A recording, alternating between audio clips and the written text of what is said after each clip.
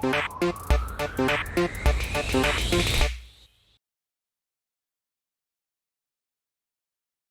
way tokens get listed is that they have to get whitelisted by someone who has a greater than 20% supply of the total circulating supply out there.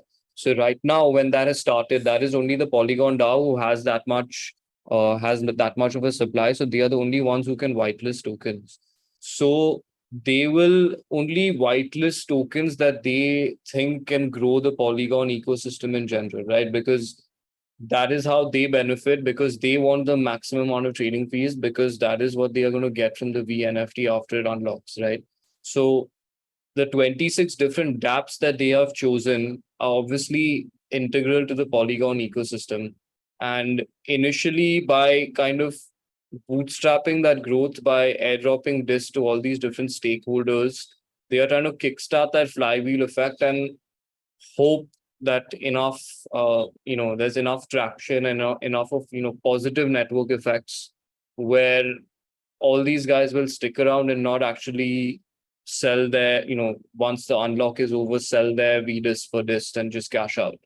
They are hoping that these guys stick around for a long time, build liquidity, because the Polygon ecosystem is supporting these guys to do so. Yeah, I mean, I think that makes sense to a certain level, but also you kind of have a situation in which, firstly, you're beholden to the dist.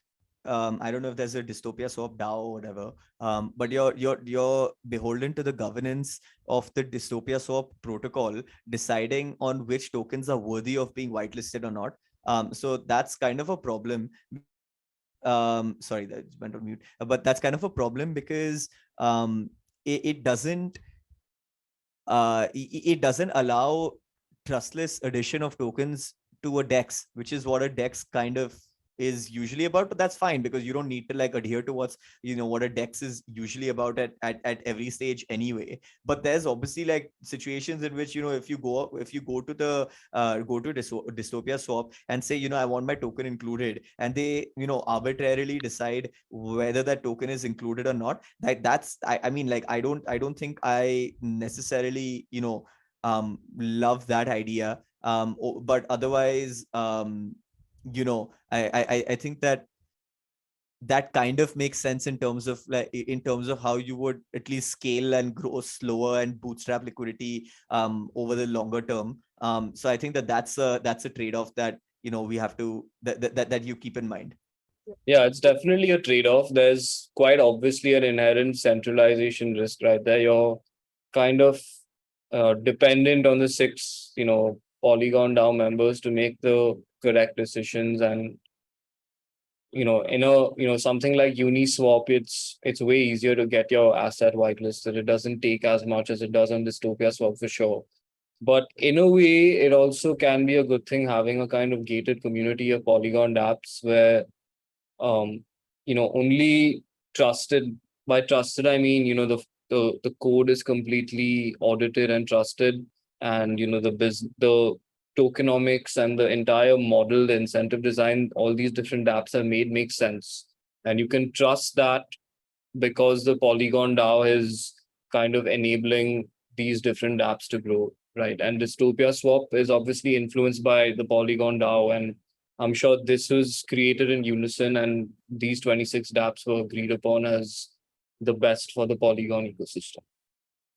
Yeah, and so it's whether you have faith in the Polygon ecosystem. Yeah, or not. fair enough, right? But I think that another thing that this could do would be that, let's say that Dystopia only allows a subset of tokens or protocols on Polygon to be able to list. Now, as a user, then it becomes really annoying for me, because I'm going to have to go on to Dystopia for like, some tokens, and then I'm going to have to go to another DEX for other tokens, and then I'm going to have to go to, and then I just kind of want to aggregate all of that. So I think that if that is the model that's going to be built, there necessarily needs to be an aggregator built that incorporates tokens from Dystopia Swap and, obviously trades them in the way that No, so it's already Dystopia Swap has been integrated with other aggregators like fine. 1inch. So Makes sense. yeah, they've already. I mean, yeah, that makes complete sense to provide as many access points as possible to the Dystopia swap DEX, right? I mean, you have to do that. So yeah, they've done that as well. So clearly they've kind of they've not Also, gone the it's traditional route. it's not needed to optimize for all tokens. I mean, because of the design itself, which optimizes for the pools with most volume, the most trading, that will attract the most users anyway. And then the long tail, Right. of the smaller tokens, I mean, they don't need to optimize for it because they already have their USP right there.